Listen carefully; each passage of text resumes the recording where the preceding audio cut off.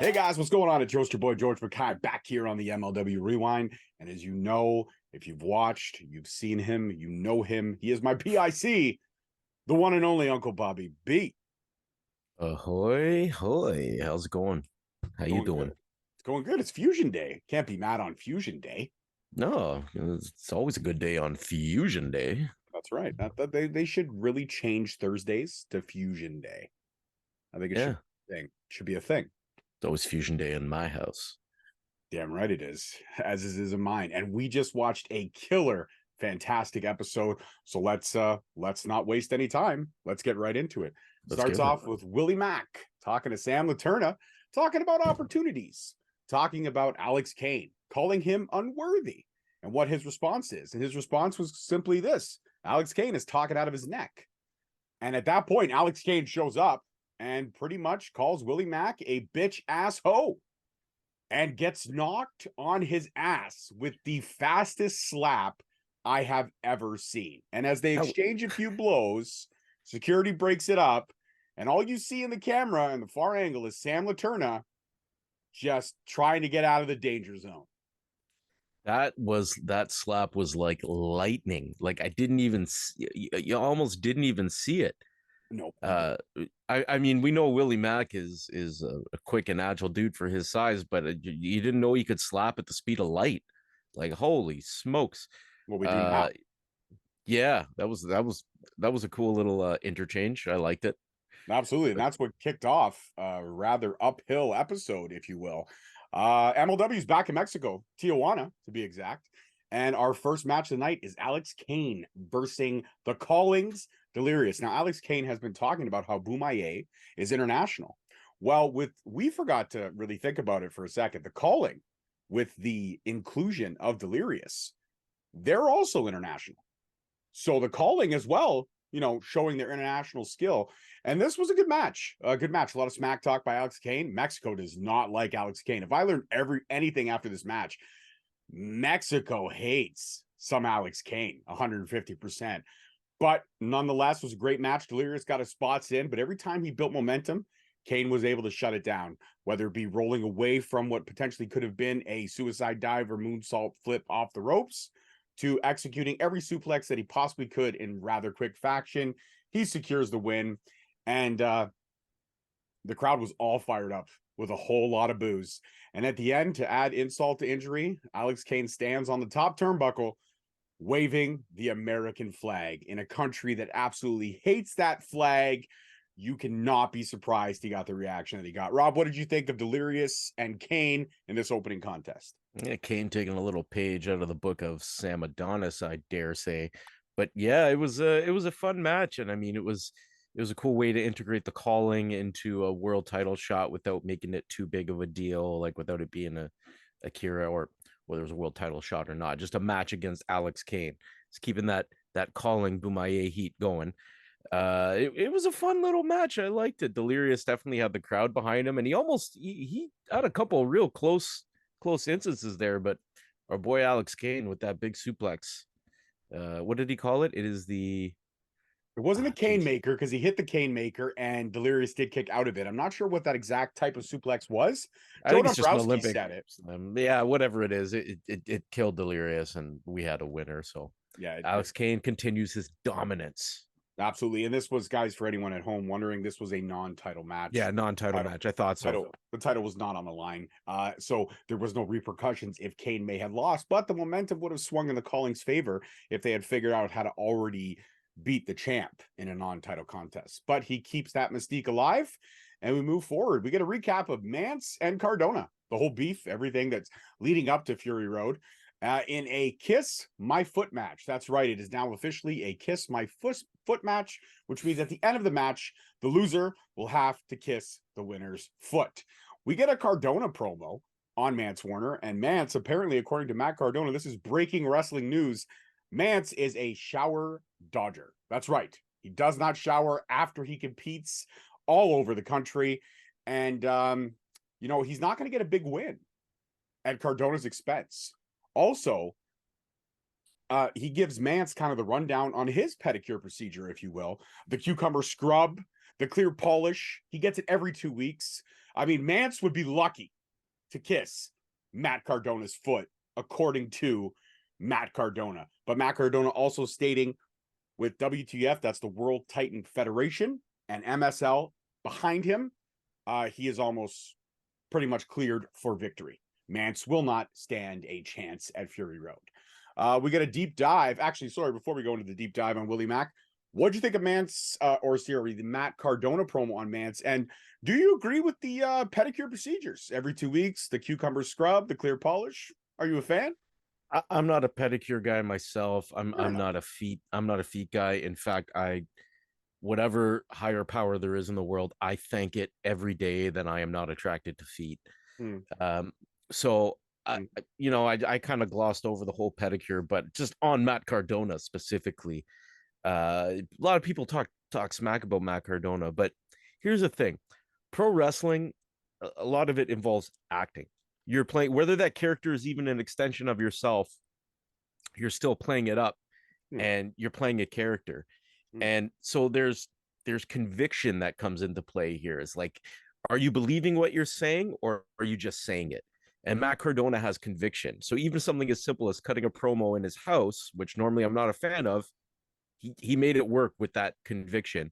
And speaking of, we'll get to that later, but Becca also falls into that category of fantastic, believable, not just saying it, feeling it.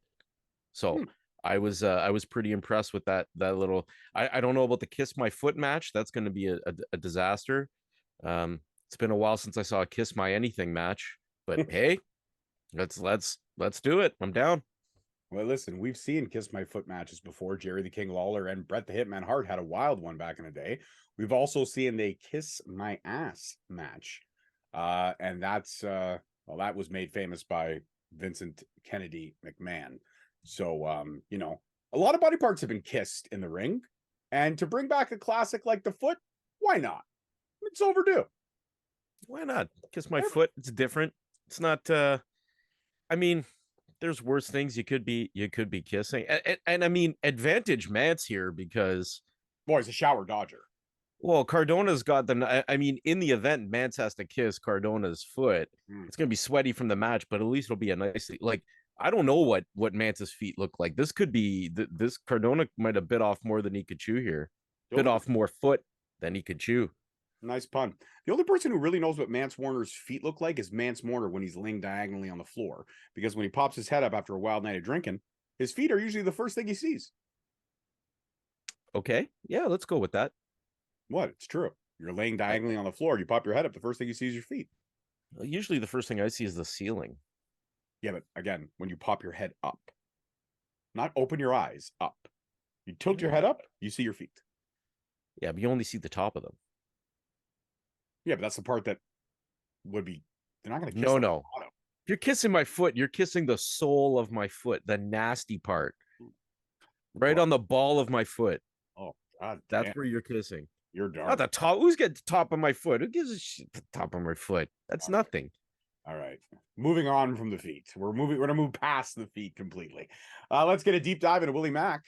Always filmed very awesomely by the MLW production team. Got to give them credit on these little 5-minute vignettes they do, which give us an insight into the wrestler that we may not know.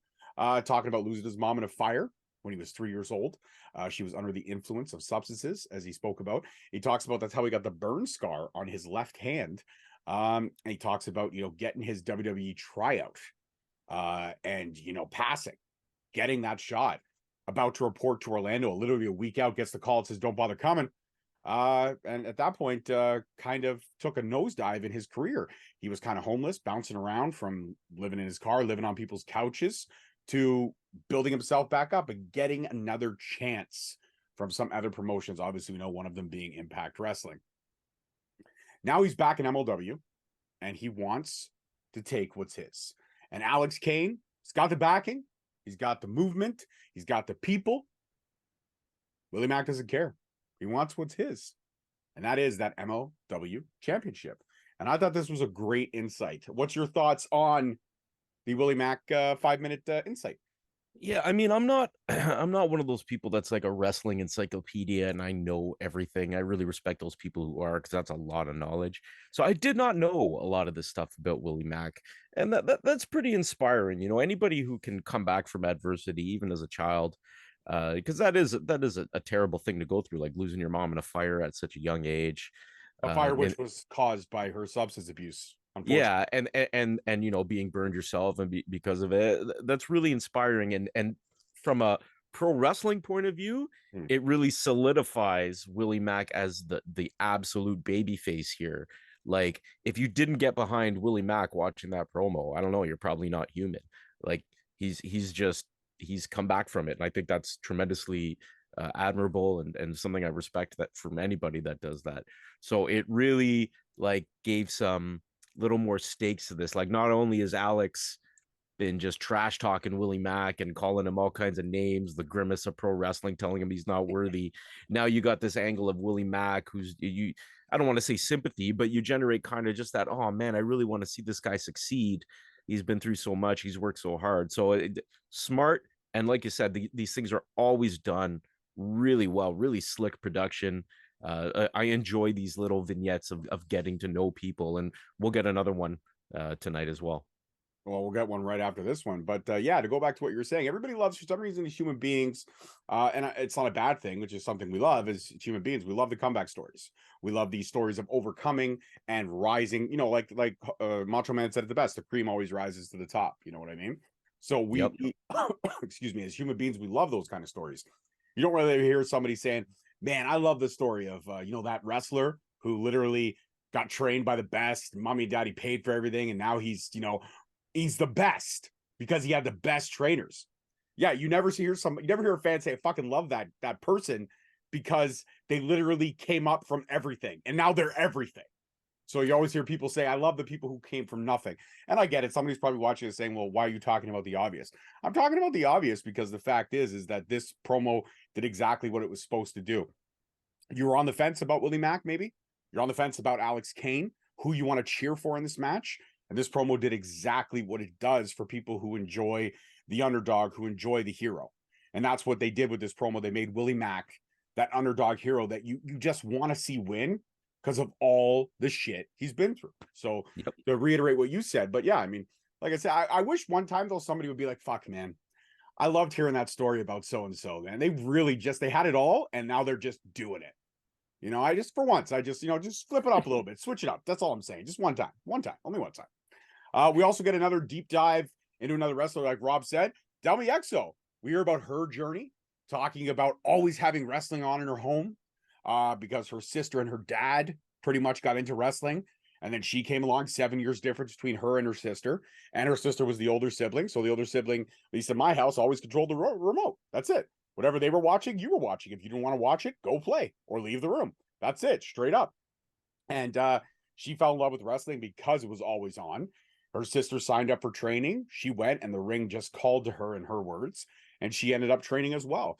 And then getting an opportunity to go to Japan to hone her craft and become better, she was on the fence about it. And you may wonder, well, why was she on the fence about it? She was on the fence about it because at that exact moment in her life, her father had been diagnosed with stage 4 cancer. And instead of her father saying, "Stay home, take care of me," her father pushed her to go, told her to go. And she said that's something she'll always remember about him, always in the past tense, as I'm sure he unfortunately lost his battle with cancer. But now she's coming out of the pandemic, there wasn't a whole lot of opportunities for indie wrestlers like her. And she wanted to come to this promotion that was starting their women's division. They were passionate about their women's division. And her, Willow, a whole bunch of people, her sister as well, had come into the MLW ranks to build up this division.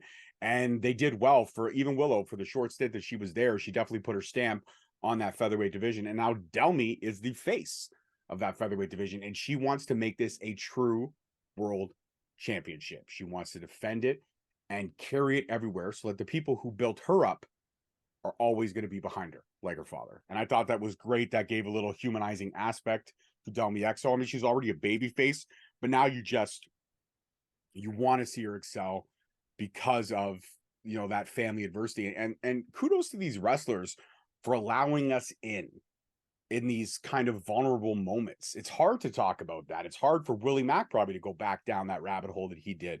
Even when he did the one on Jacob too, Alex Hammerstone. Like Hammerstone talked about all the hate he gets because it's like, oh, you're just Hulk Hogan in like modern form. Well, there's a little bit more to that. And I think these insights give us that aspect that, you know, even though they're larger than life characters, they really do have everyone has a story.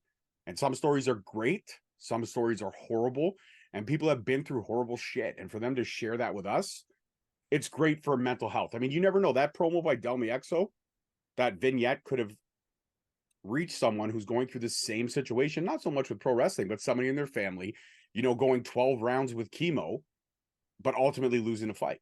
Right. I mean, that was the way I look at it. So what's your thoughts?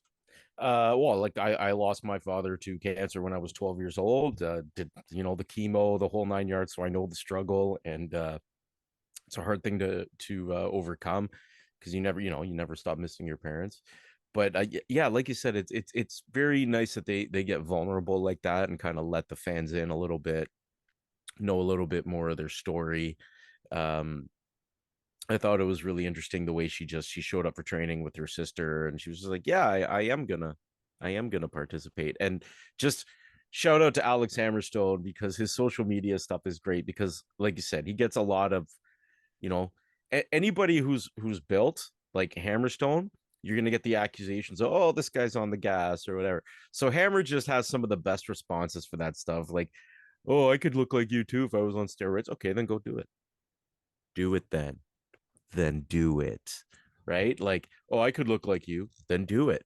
Like, good for him. So, and just tying that back to mental health, Hammerstone grew up, you know, kind of a skinny whatever, and self-confidence. He started going to the gym, got him. So, you know, mental health is a big thing, and we're going off on deep tangents here, but I really liked hearing that promo, that vulnerability, and it was interesting to get to know a little bit more about the God Queen, Delmy Exo. Absolutely. I don't think we're going on tangents. I think we tied it up in a nice little neat bow. But speaking of tangents, how about a tangent by Becca? She interrupts one of the MLW brass, asking where the fuck is Delmy? She's supposed to be in Tijuana, but she's not. You know, Becca's got a hit track on Tijuana radio, Caliente, and you know, she doesn't have a match in Tijuana when her track is #1 on Tijuana radio. I want to again specify only on Tijuana radio. Just that's by that. I'm pretty sure it'll be a global hit right now. That's what was specified by Becca herself. I'm just quoting what Becca said. Okay. Was it called Party Caliente? I must have missed that. Party Caliente. All I got was Caliente, so I'm just going to go with Caliente. Yeah, Caliente. Yeah. I mean, going back to what I said. Hold on. Just give me a second. I got to tie things up. So Delmy not in Tijuana because she's actually in Germany defending the WXW title, so she couldn't come to Tijuana. But Becca not having a match to her was disgusting. She is very upset, and the person who she was speaking to was ugly, stupid, and lazy. And at that point, she asks him to pick one because he is all three, and it's doing nothing for her. Go ahead. Becca delivered this with such conviction. Like, if you didn't know better, you would think she is Becca. Like, she just, everything about this was perfect. She was just giving it to that poor guy. We're building up Becca here. I'm a huge fan. I mean, she's incredibly talented as a wrestler, as a musician. Just her vocals are unreal. She's putting so many other musical artists to shame right now. It's unbelievable. So, you know, keep your eye on the charts. Party Caliente will be hopping up right up there with Hot Summer Fun. I don't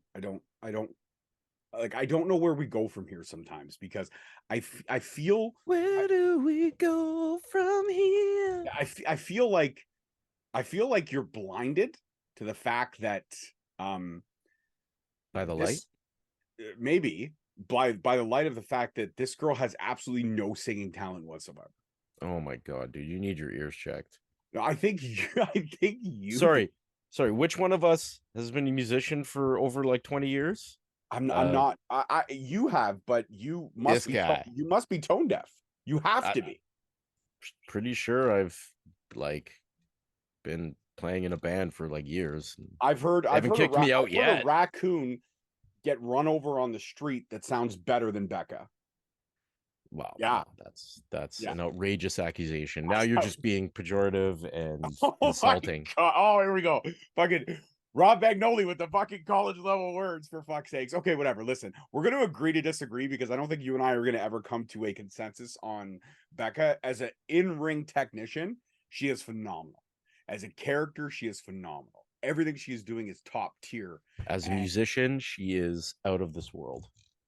well, she's definitely out of something. She's out of talent. But we're gonna move on. We get a Fury Road update, and we are literally, as we were recording this, we are 1 month away. That's right, 4 weeks away from Fury Road. Sunday, September 3rd, special 6 p.m. start time on Fight Plus, $7.99 a month. You get that plus all other great additional content. You don't want to miss this. The last one was fantastic. Never Say Never. Rob came over. We hung out. We watched it. We recorded right after, and it's one of our highest rated episodes. So you know we're going to do that shit again for Fury Road 150%. Now, the update that we know so far, we already know a few matches. We know Kane versus Mack for the title. We know Cardona versus Warner in a Kiss My Foot match. And now, announced today, Becca versus Maki Ito. I hope I'm saying that right. Maki Ito, buddy. Maki That's Ito. big. The queen of Absolutely. shit. Absolutely. And the winner of this match will go on to become the #1 contender for the God Queen's Featherweight Championship. So this match has huge implications for Becca, especially because if she wants Delmy, this is a match where Delmy can't run from. And Delmy is not a Taya Valkyrie. She's not going to run from a title fight. So this is Bro, huge for Maki Becca. Ito. If you've not seen Maki Ito, go watch. Like I'm not a petty childish person most of the time, but like I just love the fact that every time Maki Ito steps in the ring, Jim Cornette has a small aneurysm. Like she's just irreverent and awesome, and like I said, she's the queen of shit. She's hilarious. This is gonna be a banger. I can't wait to see what happens. But I am predicting a Becca win via 450 splash, hopefully with a musical performance to follow. Could very well be. Could very well be. And I am not going to be predicting that for sure. I want Maki Ito to wipe the floor with Becca 150% because I think Maki Ito versus Delmi Exo is a phenomenal matchup. Don't get me wrong. Becca versus Delmi will be So fire hateful. too. I'm So not hating. hateful. I'm not. I said she's a great. You're blinded. You're 100% blinded. All right. We get MLW draft round number 6 for the open draft. The draftees were as follows: Matt Cardona, Kevin Blackwood, Tiara James, O'Shea Edwards, Love Doug was last week's round number 5 draft. And now round number 6 is without a doubt, that's my drum roll, Ichiban. That's right, from the #1 dojo. Ichiban will be coming to MLW. And I got to say, man, last year's draft was great, really great. But this year's draft has exceeded expectations. They've brought in a little something for everybody, and this really increases the roster tenfold. I can't wait to see Tiara James mix it up in that featherweight division. I can't wait to see what Love Doug does. Now, Ichiban, O'Shea Edwards, we already knew was a powerhouse. We know him from the STP days. If you don't know what I'm talking about, go back through the ROH archives and check out that shit because that guy is phenomenal. Kevin Blackwood, you and I know very, very well. And then, of course, Matt Cardona. I mean, this is a great draft round. Don't get me wrong. 2 years ago, we got Alex Kane, and that was huge. We also got Davey Richards, but we know how that ended. But still, phenomenal talent nonetheless for MLW. But Rob, I mean, come on. What do you think about Ichiban, man? I think this is a great addition to that middleweight division, 150%. Middleweight division. He's been an indie guy. He's been making a name for himself. He's got very interesting style, very fun to watch. He's gonna slot right into MLW, no problem. Haven't seen anything from him in terms of promo work, but I'm sure we're going to. So hey, this is a hot signing. They've really, like you said, stepped it up with this draft. We brought in some really good names. I'm excited for the next year of MLW. See what these draftees are gonna do. 100%, absolutely. And now we got our main event, 6-man action. I hope I'm saying some of the names right. If I'm not, I apologize in advance. Rob, I may ask you for help because you definitely have the pronunciations better. So we got Willie Mack and Jack Cartwheel. If you don't know who Jack Cartwheel is, I actually just sat down with him literally 2 weeks ago. It's on the Straight Talk Wrestling YouTube page. Check it out. It was a fun little short interview, but he is a phenomenal talent. He's only 22, so he has not even reached his limit. I put him in the same conversation as a Jordan Oliver, as a Nick Wayne. Like, this is the next crop of young guns coming up, and he is definitely one to keep an eye on. And their partner is Rob. You know, with this one, I think it's Mysticis. Okay, so this, just to back up a little bit, these matches were actually filmed back in February. I know that. So this is Let's not spoil it. No, but I'm saying, so you had Willie Mack, Jack Cartwheel, Mystices Jr., I believe it was. I could be mistaken. Okay. And then they were versus Black Danger, Dinamico, and Genio Dalere. I thought it was Excalibur. Oh, they did change that. It was Excalibur. You're right. Excalibur. That was the only one I didn't need help with, because Excalibur is easy. It reminds me of Excalibur, so it's very simple to pronounce. But yeah, so Excalibur, Deningo, you said? Dinamico? Dinamico, and who's the last one? Black Danger. No. Genio del... Oh, Genio del Ere. There it is, Genio. See, that's my problem. I always get the G's and the H's mixed up. That's okay. So do I. I'm probably saying it wrong. Who knows? But this match was filmed in February or not, it was worth the wait. This match was fucking fire. Unreal. These sticks lit it up in ways that I could not imagine. Everyone was flipping. There were so many 3-on-1 attacks and so many like breakup of the pins.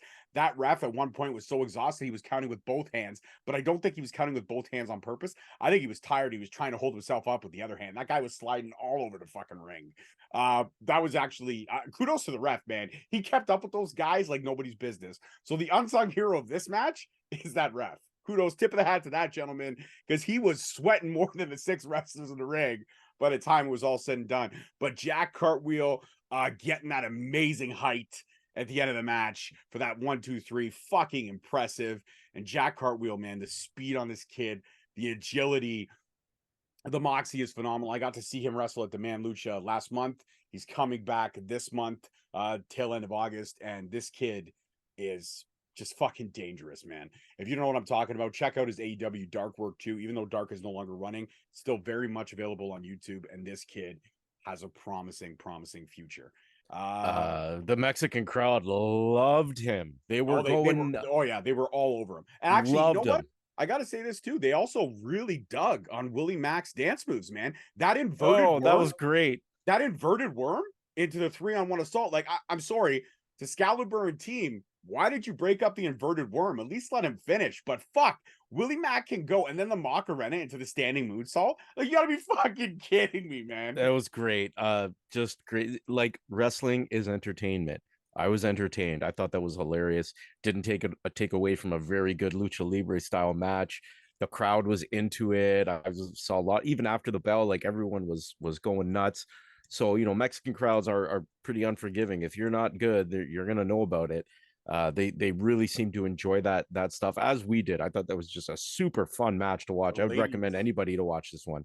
Yeah, absolutely. The ladies were loving Willie Mack doing the spin at the end of the Macarena, man. He was grooving. His hips were gyrating, and a lot of ladies in the audience were standing up clapping. I don't think Willie was sleeping alone on that excursion. No, I think Willie definitely got a little salsa in his blood, 150%. All right, and at the end of that match, what we thought would be the end of this episode is not the end of this episode, as Lance and Juicy are kind of, I guess, coming out of the corridor of the Mexican arena. They are jumped by the Calling, the Gas Mask Goons. Juicy kind of thrown inside, locked inside, while it becomes a 3-on-1 assault on Lance. And this is definitely building towards what we kind of already knew was going to be happening. This match will probably be announced in a few weeks, but it'll be Jacob Fatu versus Ricky Shane Page at Fury Road for that openweight championship, 150%. The Calling wants all the gold. Now that they've got the tag team titles around their waist, they've got the middleweight title around their waist. The next goal is the openweight title. And I believe we're going to see Mandy Leon probably work a program with Delmy very, very soon after this number 1 contendership. Who knows? Yeah, she'll be working a program with Becca, if anything. Well, what I'm thinking is, and just roll with me on this one, I could be way off kilter, but I would love to see Mandy Leon interfere in this match, causing disqualification, and then we set up a fatal 4-way for the next event after Fury Road. I would not mind seeing Delmy versus Mandy versus Becca versus Maki. I wouldn't mind it at all. Yeah, let's see what if they could bring her in for this event. They could bring her in for their next event in I believe the next one will be in November. I'm not sure what it's called, but I believe it is Kings of Coliseum. I could be wrong, but the next event after Fury Road would be Kings of Coliseum, at least if I remember from the schedule that they posted. So I would not mind seeing that. But you're right, probably going to be running a program with Becca. But after Becca, whoever wins that one, I believe Mandy will pop her head into that storyline for sure, quicker than later for sure. But yeah, and they've got plans for everything. When and if the Calling and Bomaye meets will probably be next year at War Chamber. That's when we're going to see the that would make Calling sense. and Bomaye kind of get together on that one for sure, and that's when they'll run the program. I'm not sure who they're going to put up against Alex Kane, because if Ricky's the openweight champion and a co-tag team champion, I think they're going to be I think the Calling is going to be adding some more members before it's all said and done. You know what? Who would fit great into the Calling? Kevin Blackwood. And I think Kevin Blackwood and Alex Kane would have a banger of a match. Man, this could happen. This could happen. It could happen, absolutely. But that was this episode in a nutshell, wrapped in a can, in a box, surrounded by Pandora, in a mystery, all these good things. But this episode was fantastic. It was great. It had a little bit of insight, a little bit of humility, a little bit of humanity, and a whole lot of great wrestling. All like that. I enjoyed it. I did. I enjoyed it as well. And like Rob said, to reiterate, we agreed on a few things. We disagreed. Willie Mack definitely had some salsa in his blood, and life is good all around, 150%. And yeah. So Rob, you want to shout out your only social that you pay attention to, and then we'll say our goodbyes and wrap it up. The Real Uncle Bobby B on Instagram, and I don't go on X or. I was that's why I wanted to call this. I was waiting for this. I woke up and I'm like, what the hell is this X icon on my phone? I was like, I thought Apple started like a porn channel. That's what I thought. I was like, what the hell is this? But yeah, X. All right. Yeah. No, don't use it. I only go on X if there's like some drama going on I want to check out in real time. Other than that, I don't use it. Fair enough. I am on X. And I also am on Instagram, and I'm on Facebook, and you can find us on Straight Talk Wrestling at YouTube. If you're watching that, don't forget to hit that subscribe, hit that notification bell so you get notified every time MLW drops an episode, Straight Talk drops an episode. We got a lot of great content. The family includes myself, the one and only Uncle Bobby B, and the mini host, who is the future of podcasting if she chooses to go that route. If she doesn't, no pressure. We're just a father-daughter uncle tandem that have a whole lot of fun. And of course, we are also part of the Sunday Nights Main Event family. So if you're listening to us on that platform, thank you kindly. Yeah, absolutely. And that's only for MLW Rewind. All the Straight Talk stuff, sorry. You're not going to get it on there. All right. Anyways, peace, love, and wrestling. See you guys next week. Adios.